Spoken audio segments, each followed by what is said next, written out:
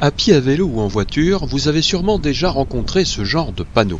Chemin des Arts emprunte au chemin de ronde pour conduire de rêverie en corps de garde le promeneur amateur d'évasion. Pendant la belle saison, des artistes viennent exposer leurs travaux. Peintres, sculpteurs, dessinateurs, photographes, amateurs ou professionnels vous convient alors à un voyage sur d'autres chemins. C'est un voyage en Thaïlande, en noir et blanc et en couleur. Conquis par le pays, Jean-Pierre Anouez l'a photographié en noir et blanc.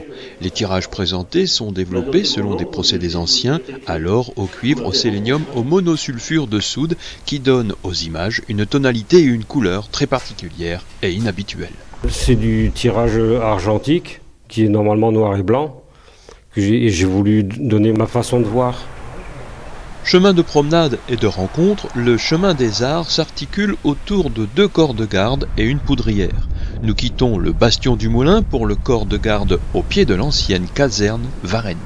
Les travaux qui sont présentés ici sont des travaux qui sont faits à partir de documents photographiques qui sont systématiquement liés aux mineurs de fond.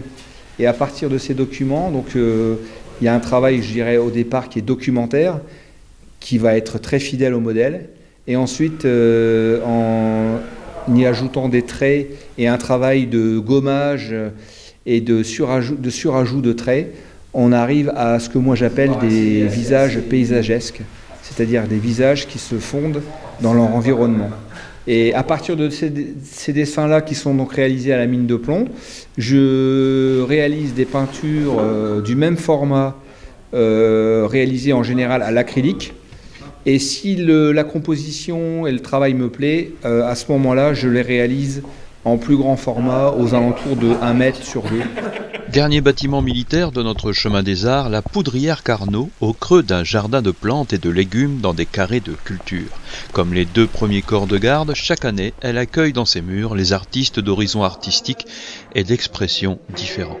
Le thème prédominant, c'est bien la mer, qui a été mon univers depuis beaucoup d'années. Et tout ça, ça reflète un peu tout a été le sens de ma vie.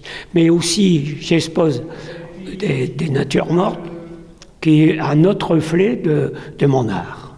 Jean-Marie Fournier, qui raconte un peu la vie de sa famille sur les toiles, expose ici 25 tableaux. Sans compter les bustes, oui, j'ai voulu aussi qu'ils aient un thème, qui a un rapport à ma famille, qui a toujours été pas trop pêcheur. D'ici ou d'ailleurs, les artistes et artisans d'art sont les bienvenus sur cet ancien chemin de ronde devenu chemin des Arts.